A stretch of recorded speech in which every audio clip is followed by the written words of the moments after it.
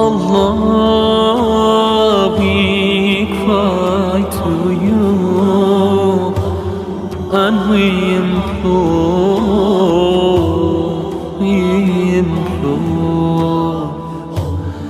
you not to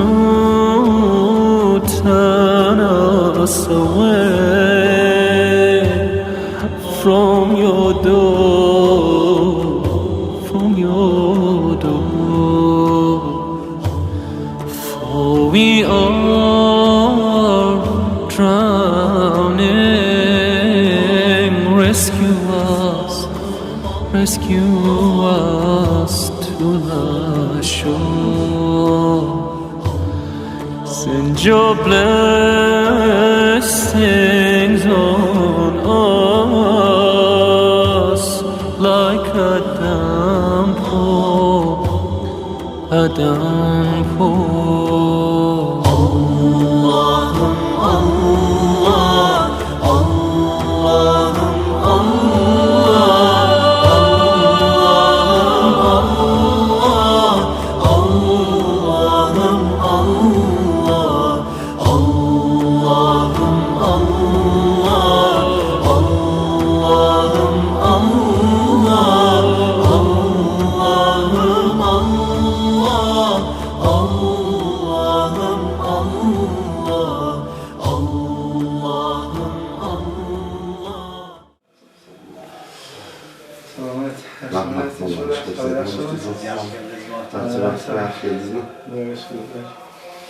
Ancha yil bo'ldi ya shu masjidga kelmayapman. O'zi güzel ekan imom vaqtlarida kelganmizda.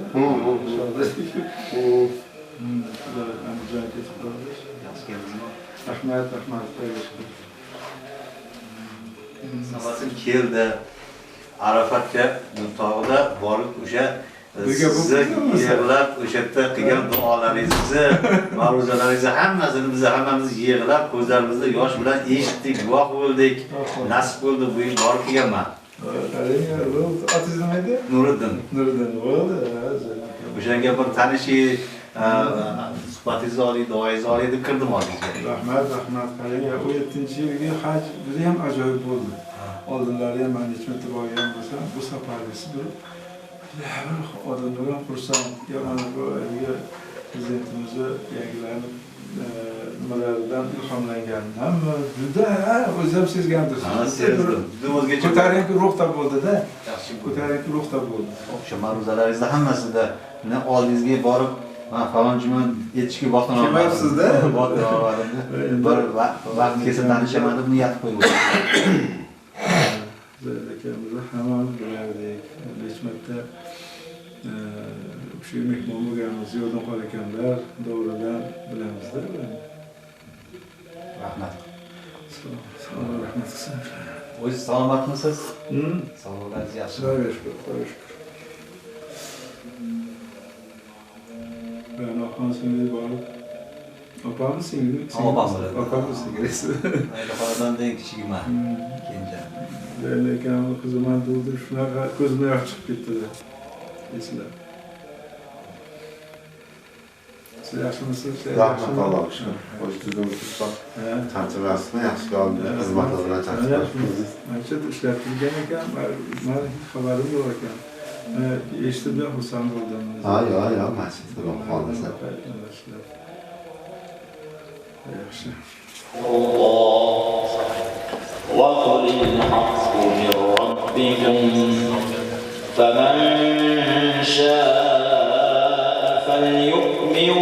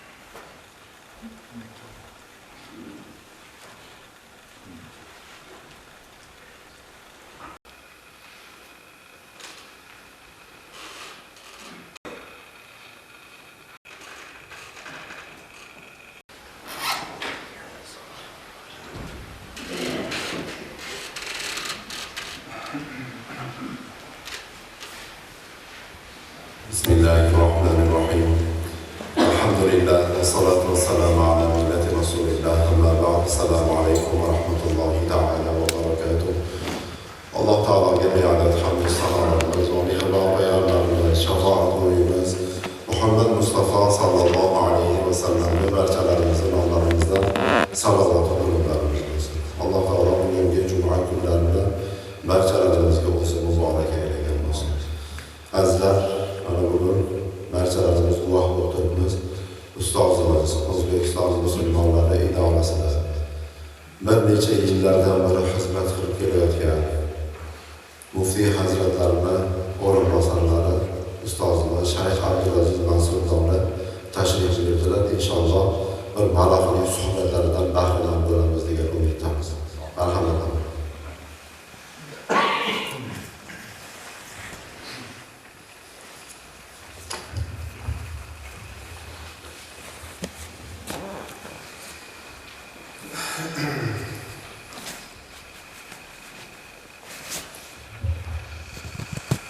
بسم الله الرحمن الرحيم الحمد لله والصلاة والسلام على رسول الله أما بعد محترم عزيز نمازخوانlar otaxonlar aka-ukalar assalomu alaykum va rahmatullohi taala va barakatuh. Alloh barchalarimizni mana shunday sayyidul ayyom ulug' kunga salomat yetib kelib mana bu jome masjidda jamoat bilan juma namozini ado etaman deb yaxshi niyat bilan o'tirishga muvaffaq qilgan Alloh subhanahu va taologa hamd va sanolar etamiz. Yurib kelgan qadamlaringizga Alloh taolo ajr va hasanotlar ato eylesin. Bugun bu jome masjidga tashrif buyurishimizga sababchi bo'lgan kishi mana ko'pchilik yosh ulug'larga ma'lum. Bu yerda agar hozir tirik bo'lsalar 96 ga kirardilar. Zayniddin akamiz marhum Zayniddin akamiz o'tganlar. Shu kishini farzandlari, qizlari va marhum bizga murojaat qilib biror jumani shu otam vaqtida qo'yilgan otamni hissalari qo'shilgan shu masjidda bir juma namozini o'qib bersangiz degan takliflarga binoan keldik. Xudo xohlasa birgalikda jamoat bilan juma namozlarini o'qiymiz. Bu masjidni o'sha qurilgan vaqtlarda ham bir necha marta kelganmiz. Lekin mana shu Zaynab akamiz o'tib ketganlaridan keyin bu tomonlarga endi nasibamiz qo'shilib kelib turibmiz. Alloh taolo joylarini jannatdan qilsin. Zaynab akamizni butun yurtimiz xalqi yaxshi biladi. Bu limonariyani birinchi tashkil qilgan, shu bizning yurtimizda ham limon o'stirsa bo'lar ekan deb o'shanda hamma gapirardi. Bu Afrikada, Arabiston tomonlarida bo'lardi bu limon. Bizni O'zbekistonda ham o'stirsa bo'lar ekan, buni Zaynab aka tajriba qilib ko'rib, buni hayotga tatbiq qilib degan gaplarni o'sha vaqtlarda eshitganmizda. Yosh o'g'illar hammalar yaxshi biladi. Shu kishini tashabbuslari bilan mana yurtimizda hozir limon o'stirib chiqarish, limon mevasini ko'paytirish juda ham yaxshi yo'lga qo'yilgan. Xudoga berakat chiqsin. Bu sog'liqqa juda ham foydali meva ekanda, butun dunyo xalqlari bundan foydalanadi. Mana bizga tekin bo'lib qoldi. Tashqarida xorijiy mamlakatlardan limon olib kelishdi, hojat qilmaydi.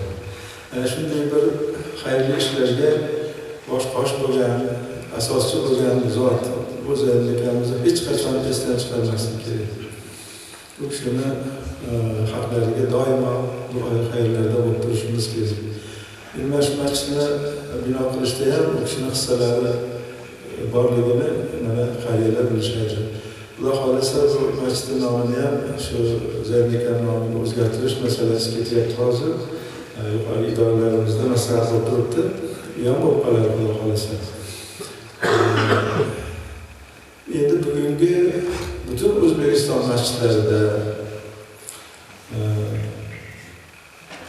juma namoziga belgilangan mavzu bu yurtimizda afsuski uchrab turadigan o'z joniga qasd qilish hodisalari uchrab turibdi. Ayollarda, yoshlarda qarang. Ko'proq ayollarda, yoshlarda bo'lyapti shu narsa. Har sanagan bir sabab bilan o'z joniga qasd qilishlar bo'lgani uchun bizni diniy idoramiz alohida maxsus bir fatvo ham chiqardi. Oldin ham chiqargan. Ziyoda qora akamiz davrlarda ham chiqqan bu narsa. Bu endi o'z joniga qasd qilish qadimdan bor ekanda. Qadimdan bor ekan, shuning uchun ulamolarimiz doimo bunga qarshi kurashib kelgan. Tushuntirish ishlarini olib borishgan, fatvolar yozishgan. Lekin shunga qaramasdan hozirgacha yana davom etyapti. Shuning uchun biz diniy idoramizda mana shu 2000 dan ortiq O'zbekistondagi masjidlarni juma kuni xalqimizga imomlarimiz chiqib mav'izayi hasana qilishadi juma vaqtigacha. Ana shu paytda o'qib beriladigan, tushuntirib beriladigan, sharhlar beriladigan mana shu tezislarni tayyorlashda asosan mas'ul biz bo'lamiz. Biz tayyorlab Muftiy Hazratga olib kelib, qo'l qo'ydirib, lekin tarqatamiz.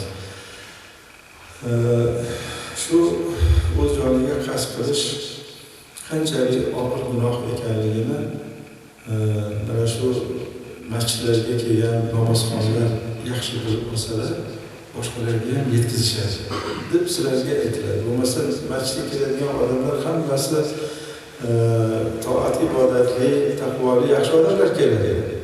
Ba'zilar so'raydi bizda, bunaqa ishlarni bu masjidga keladiganlar qiladi-ku. Bunaqa ishlarni masjidga keladiganlar qiladi-ku. Masjiddagilarga gapirasizlar deydi bizga. Aytamizki, ana shu narsalarni masjidga kelgan toat, ibodatli, solih bandalar eshitib olsalar, o'zlariga masalan mustahkam qilib xotiralariga olib olsalar, buni foydasi birinchi o'zini oilasiga, mahallasiga, gaplashib yurgan odamlarga ham buni ta'siri bo'ladi. Mana bugun domlalarimiz bunaqa gaplarni gapirdi. Mana bu narsa yomon gunoh ekan. Mana hozir bu tezliklarni o'zimiz tayyorlaganmiz. Shuning uchun o'qib berib o'tirmayman-da, sizlarga shunday og'zaki shuni sharhlab berishga harakat qilaman. Bu narsalarni mana Qur'oni Karimdan olingan birinchi dalilimiz mana shu gunohi kabira ekan.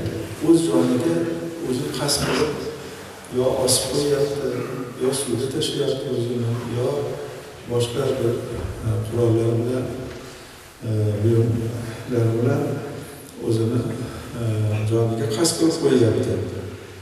Buni qanchalik og'ir gunoh ekanligini Qur'oni Karimdan boshlaymiz. Mana Qur'oni Karimda mana bunday oyat bor. Astagfirullah va la taqtulun nafsa allati harramallohu illa bil haqq.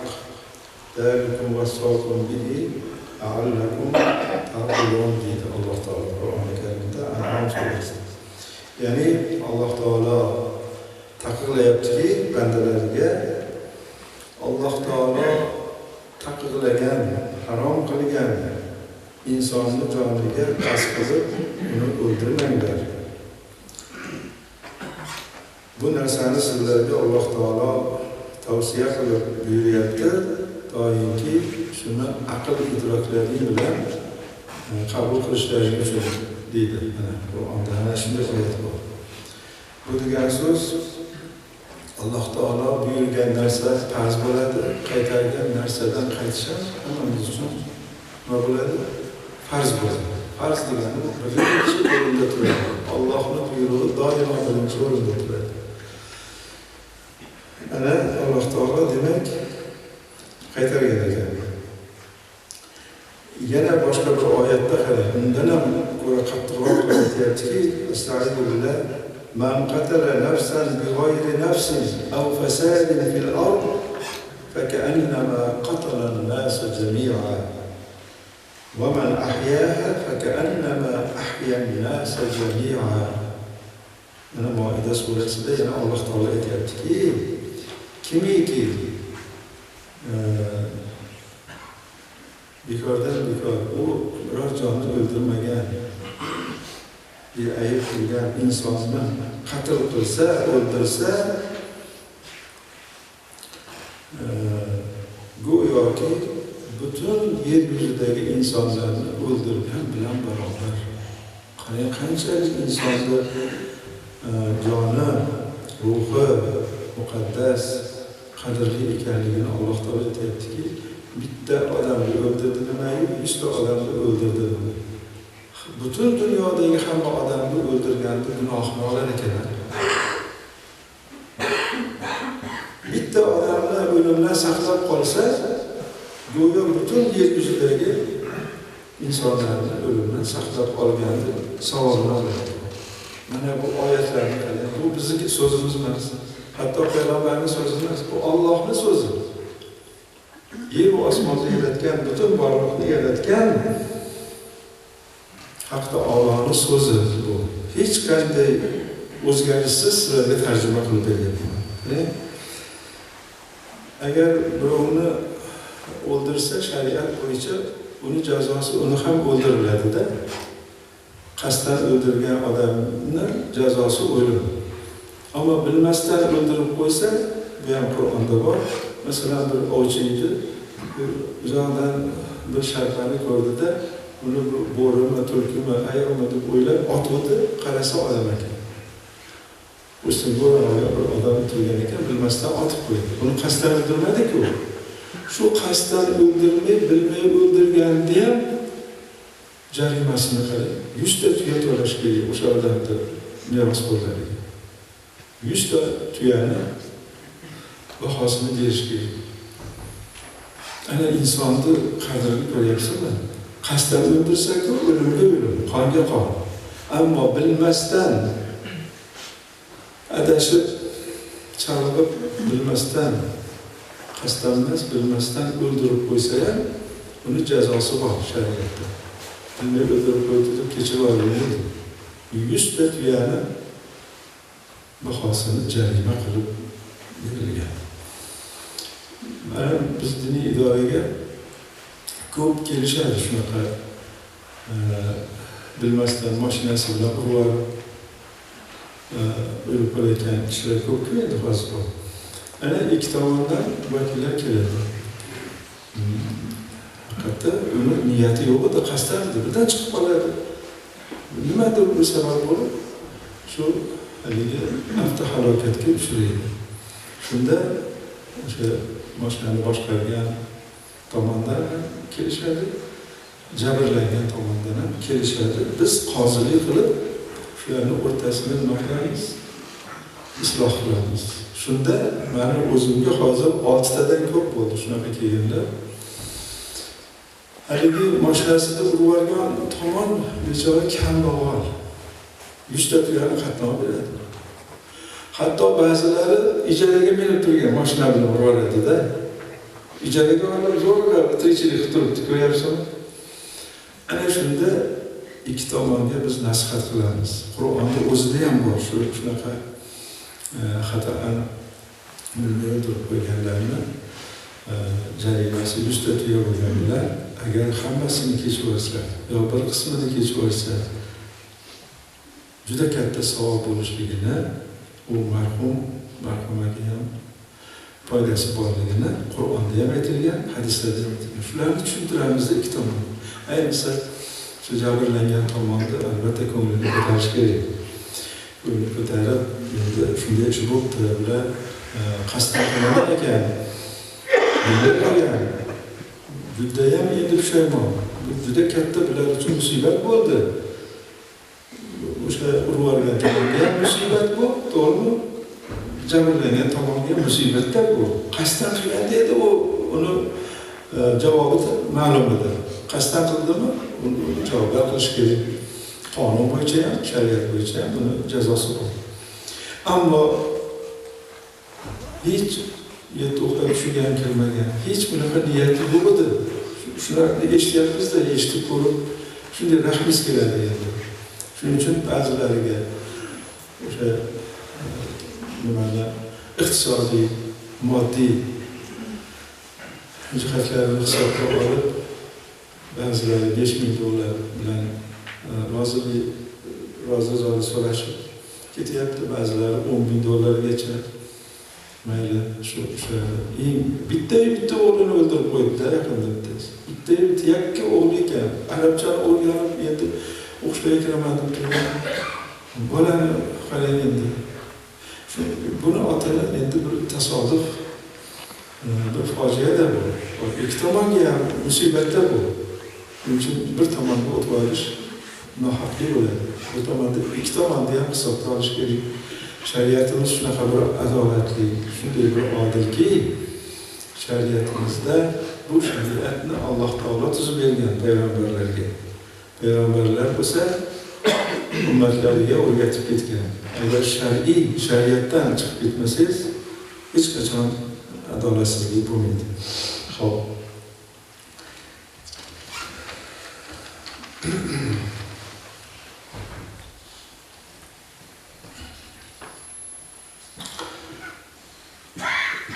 Shuning uchun bu fatvoda yana shu ham ta'kidlanganki, o'zi inson o'zini o'ldirmaydi hech qachon. Ba'zida ehtiyotsizlik bilan ham halok bo'lib qoladi. Mana bitta yozyapti-da, man bata fawqa baytin laysa hawlahu shay'un yaruddu qadamayhi. Tomda uxlayapti. Tomni chekkasiga bir to'siq ham qilmagan, boshqa ham qilmagan. Mana shunaqa ehtiyotsizlik bilan uxlab tushib ketdi-da, o'ldi. Ana bunga hech kim aybdor emas deydi. O'zini o'limiga o'zi sababchi bo'ldi, ehtiyotsizlik bilan. Shuning uchun ehtiyot choralarini ham ko'rib qo'ysin deyilyapti. Yoki bo'lmasa deydi, dengizda safarda ketyapti, qayiq bilan ketyapti, qayiq bilan o'tmoqchi. Ko'rib turibdiki, shamol, dovul nimalar bo'lib, dengiz shunaqa to'lqinlanib turibdi. Mavj bilan to'lqinlanib turibdi. Tavakkal deb ketaveradigan bo'lsa, suvga cho'kib o'lsa, buni ham javobgarlik hech kimga emas, o'zini bo'yniga degan hadis bor. Shuning uchun bizlar mana hayotda har xil hodisalar bo'ladi. Farzandlarimizni shunaqa narsalarni ham, masalan, safarga chiqadigan bo'lsa, bir yoqqa borib kelamiz desa, ota-onadan xavotirga tushadi. Sog'-salomat borib kelarmikan? Uzoqroq safarga chiqmoqchi bo'lsa, boshqa bo'lsa, ehtiyot bo'lgan odamlar va ota-onalar to o'sha borib kelguncha qalbi, ko'ngli shu bolasiga bog'liq bo'ladi. Ana shu narsalarni aytilyapti bu yerda.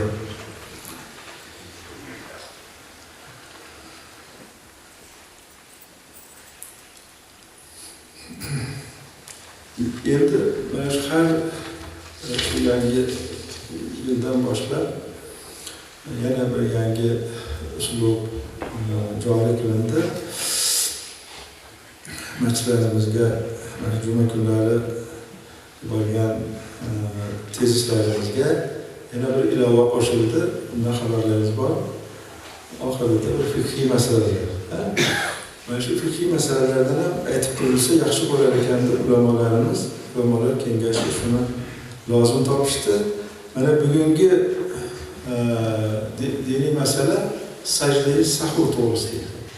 Ba'zilar namozda adashib boshqacha ish qilib qo'ysa, shuni nima bilan yuvishdi, qanday qilib uni o'rniga keltirishdi bilmay qolishlari mumkin. Biladiganlar ham bor. Sajda-i sahvda qonun qoidalari bor o'ziga yarasha. Mana shuni hozir biz sizlarga tushuntirib beramiz. Mana masalan, namoz o'qiyotganingizda namozning rukunlari bor, ya'ni farzlari bor, vojiblari bor, sunnatlari bor. Farzlardan bittasi tark qilinsa, bu namoz butunlay buziladi. Masalan, qiroat qilmasa buziladi. O'zi sog'lom bo'lib turib, tikka turib o'qimasa, bu namoz bo'lmaydi, namoz o'tmaydi. Farzlardan tark bo'ladigan bo'lsa, u namoz bo'lmaydi. Endi vojiblar bor. Namozda 21 ta vojib bor. Ana shu vojiblardan bittasi tark bo'lsa, nima qilish kerak? Uni qanday qilib tuzatiladi? Namozning oxirida bitta tashahhud o'qiymiz, ya'ni Abduh va Rasuligacha at-tahiyot o'qiymiz. Keyin bir tomonga salom berib, ikkita sajda qilib qo'yamiz. Shu bilan haligi vojib amalni qasddan emas, qasddan tark qilsa, u sajda bilan ham yopilmaydi. Esda yo'q, bilmasdan, esidan chiqib qolib, xayol bilan turib ketasizlar. Mana masalan, 4 rakatli yo 3 rakatli namozda 2 rakat o'qigandan keyin o'tiramiz-ku, ha? Shu o'tirib at-tahiyotni o'qib, Abduh va Rasuligacha keyin turishimiz kerak edi. Ha? Xayol bilan inson ba'zida 2 rakat o'qigandan keyin ham o'tirmasdan birdan turib ketadi. Turgandan keyin esiga kelib qoladi. Nima qilish kerak edi? Namozni davom etaveradi, namozining oxirida hali aytganimizdek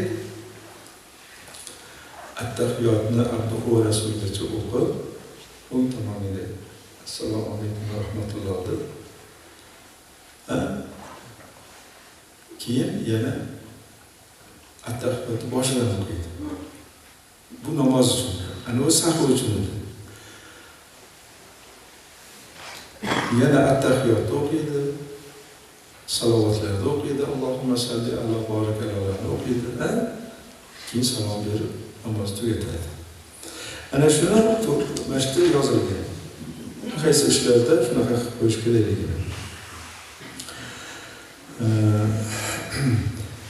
Masalan, o'sha farzlarni oldin keyin qilib qo'ysa ham sajda sahv qiladi, chunki rukunlarni joyida qilish tartib ham vojib edi. Oxirgi qadar tashahhud o'qigandan keyin o'ng tomonga salom berib, buni hozir aytdim. Sajda sahv agar namoz ichida farzlardan biri o'z o'rnidan o'zgarib qolsa. Mana masalan, jahli o'qiladigan joyda maxfiy o'qib qo'ysangiz, ovozni chiqarib o'qiladigan joyda ovozingizni chiqarmay o'qib qo'yingiz. Yoki uni aksi.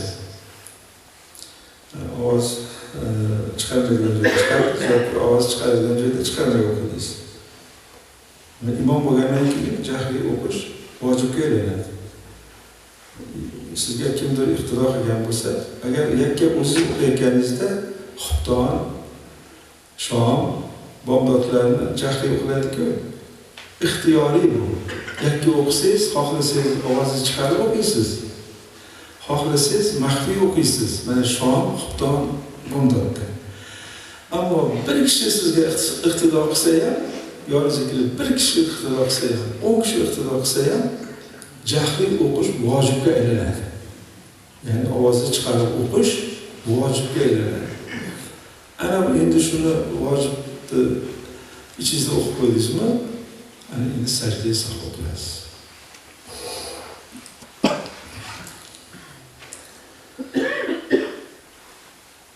Yoki bir farzni 2 marta qilib qo'ysa, rukuni 1 marta qilib turib, keyin sajdaga ketarmidi?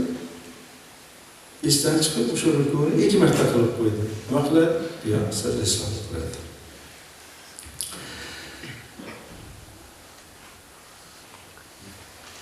Yoki shu 21 ta vojibdan bittasi tark bo'lib qolsa, shunda ham nima bo'ladi?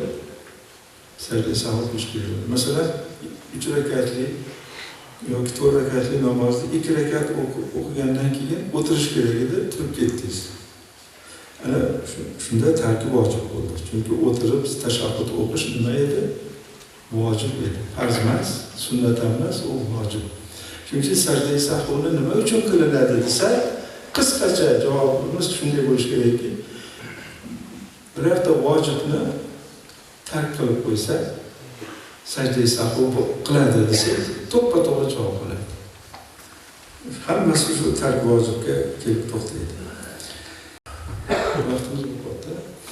Shuning uchun muhtaram aziz namozxonlar, bir duo qilaylik. Alloh subhanahu va taolo mana mav'izamizda asosiy mavzuimiz mana shu o'z joniga, Alloh taolo bergan joniga qasd qilishni qanchalik og'ir gunohli to'g'risida bo'ldi. Ilohim, xalqimiz, farzand zurriyotlarimiz, aholimiz o'rtasida bunday illatlarni bo'lmasligini Alloh o'zi muyassar aylasin.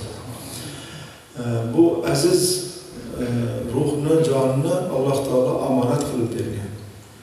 Mana shu tanamizdagi hamma a'zolar ham Allohning bizga bergan omonati.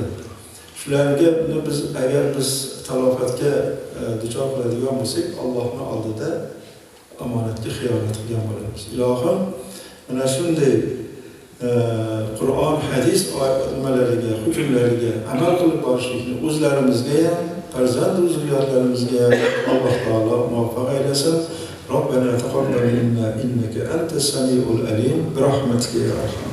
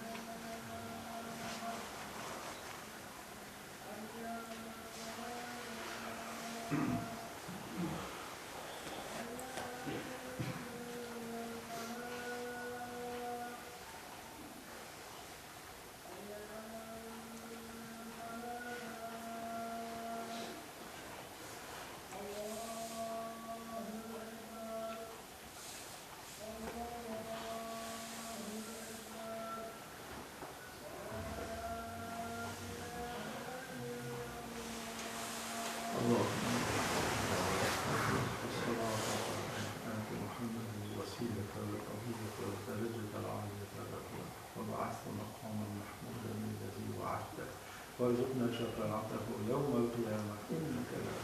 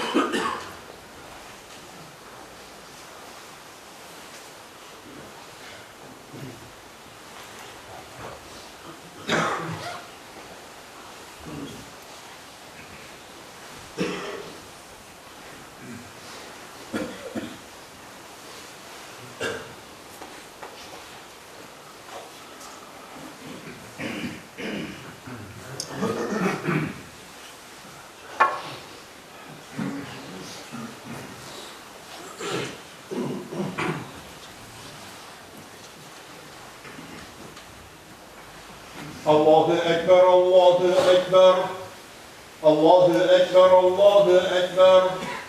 Eşhedü en la ilahe illallah. Eşhedü en la ilahe illallah. Eşhedü enne Muhammeden Resulullah. Eşhedü enne Muhammeden Resulullah. Hayye alas-salah. Hayye alas-salah.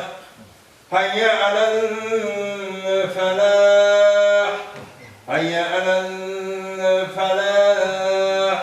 Allahu Ekber. Allahu Ekber.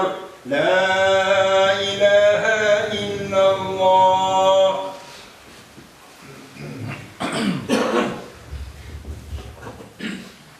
Elhamdülillah. Elhamdülillahillezî hedâna lil-îmâni vel-islâm ve cealena min ümmeti Muhammedin aleyhissalâtu vesselâm ve faddalel cum'ate alâ sâiril eyyâm kemâ câe fil akhbâri ennel cum'ate haccul mesâkîni ve seyyidul eyyâm. ونشهد أن لا إله إلا الله وحده لا شريك له ونشهد أن محمدا عبده ورسوله صلى الله تعالى عليه وعلى آله وأصحابه وأصحابه أجمعين.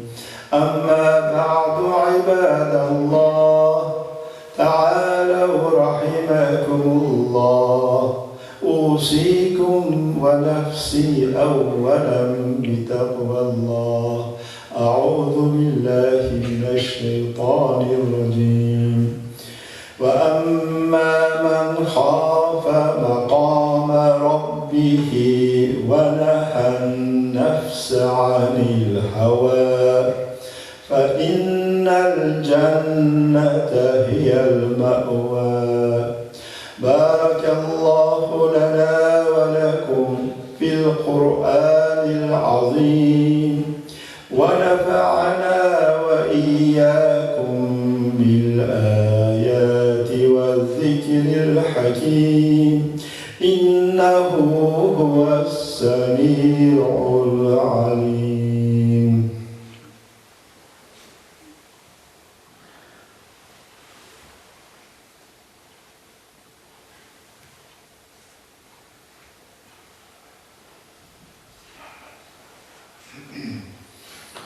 الحمد لله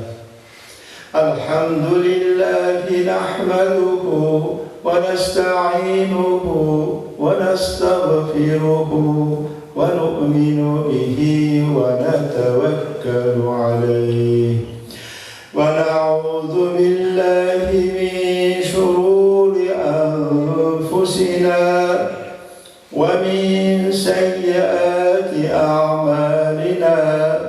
من يهده الله فلا مضل له، ومن يضلله فلا هادي له. ونصلي ونسلم ونبارك على سيدنا ونبينا محمد وعلى آله وأصحابه أجمعين. اللهم احشرنا معهم وارحمنا معهم برحمتك يا أرحم الراحمين.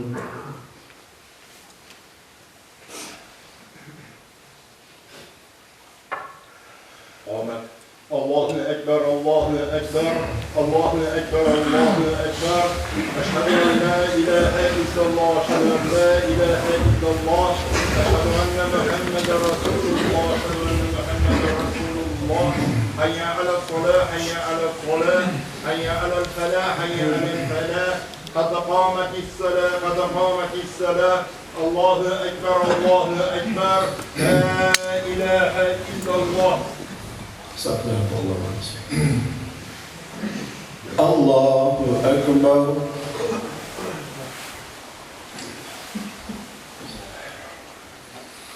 الحمد لله رب العالمين الرحمن الرحيم مالك يوم الدين. إياك نعبد وإياك نستعين. اهدنا الصراط المستقيم صراط الذين أنعمت عليهم غير المغضوب عليهم ولا الضالين.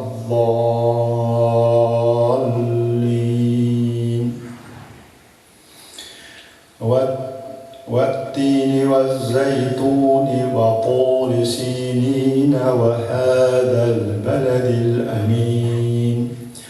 لقد خلقنا الإنسان في أحسن تقويم ثم رددناه أسفل سافلين إلا الذين آمنوا وعملوا الصالحات فلهم أجر غير ممنون. فما يكذبك بعد بالدين أليس الله بأحكم الحاكمين. الله أكبر.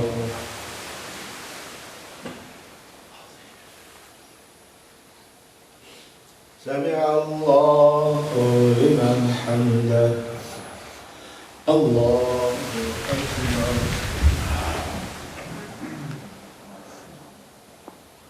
الله أكبر.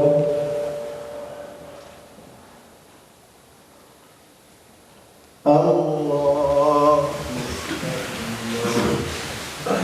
الحمد لله رب العالمين الرحمن الرحيم مالك يوم الدين إياك نعبد وإياك نستعين اهدنا الصراط المستقيم صراط الذين أنعمت عليهم غير المغضوب عليهم ولا الضالين.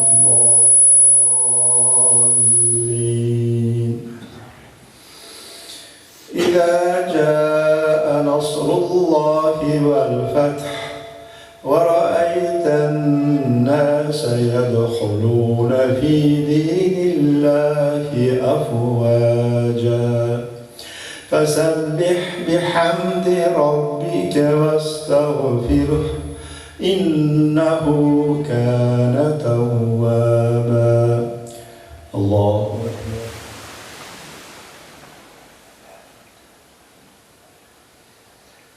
سمع الله لمن حمده. الله أكبر.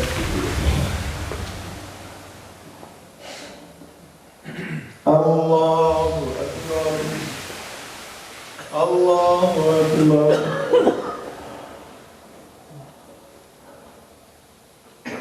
الله أكبر.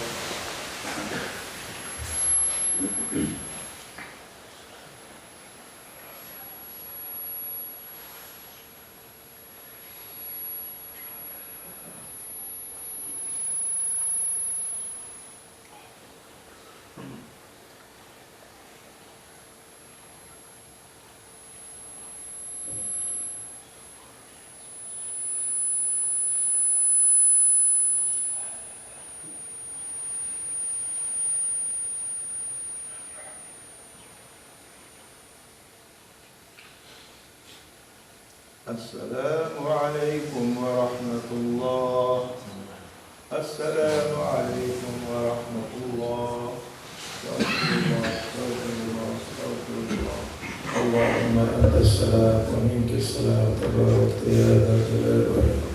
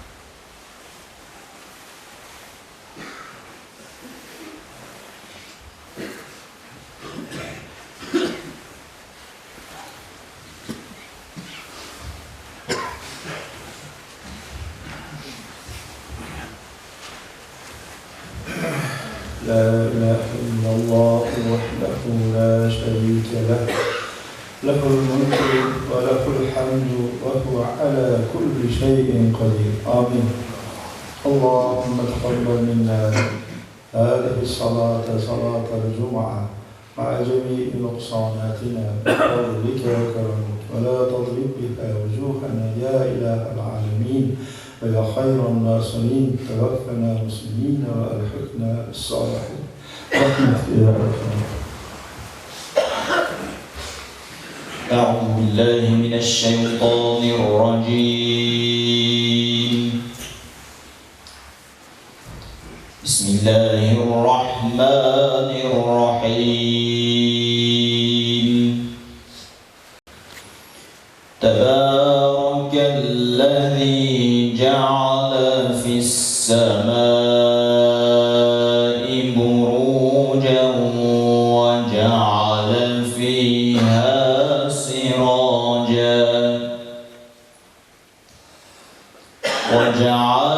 فيها سراجا وقمرا منيرا. وهو الذي جعل الليل والنهار خلفة لمن أراد أن يذكر أو أراد شكورا. وعباد الرحمن الذين يمشون على الأرض هونا وإذا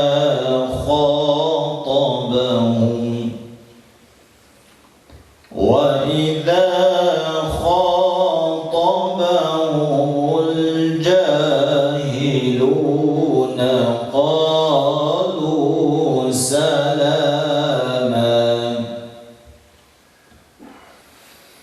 والذين يبيتون لربهم سجدا وقياما. والذين يقولون ربنا اصرف عنا عذاب جهنم إن عذابها كان غراما. سبحان ربك رب العزة عما يصفون وسلام على المرسلين والحمد لله رب العالمين. آمين.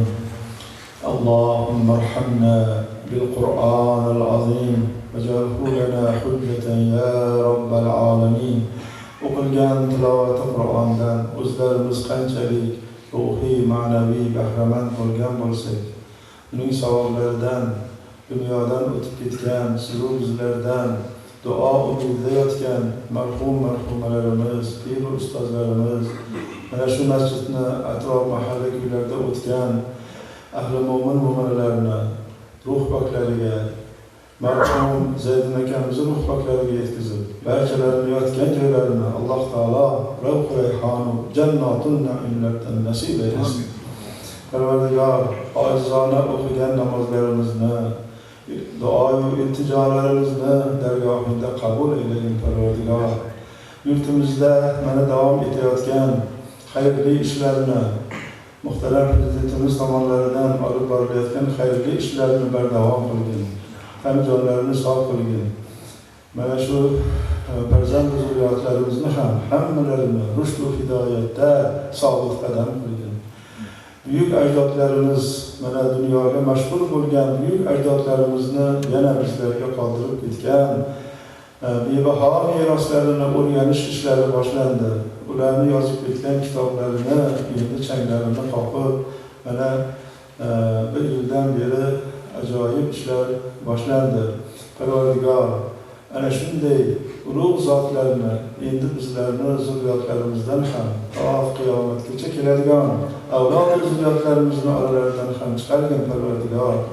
O'zingning shariatingga amal qilib, ahkomlarga hamma itoat qilib, birgalikda bir-birimizga mehr oqibatli bo'lib, bid'at xurofot ishlaridan uzoq bo'lib, sunnat ishlariga, xayrli, savobli ishlarga rag'bat hosil qilib, yurtimizni obod qilib, oilalarimizni obod qilib, tinchlikda, xotirjamlikda, qarindosh urug'lar o'rtasida mehr oqibat bilan umr guzaronlik qilishligimizni o'zing nasib qilg'usi aylagin Parvardigor.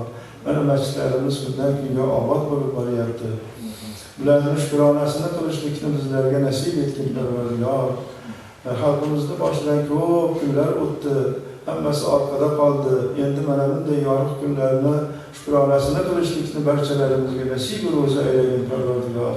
Robbana هب لنا من أزواجنا وذرياتنا قرة أعين واجعلنا للمتقين إماما. وصلى الله تعالى على نبينا ورسولنا محمد وعلى آله وأصحابه أجمعين برحمتك يا أرحم الراحمين.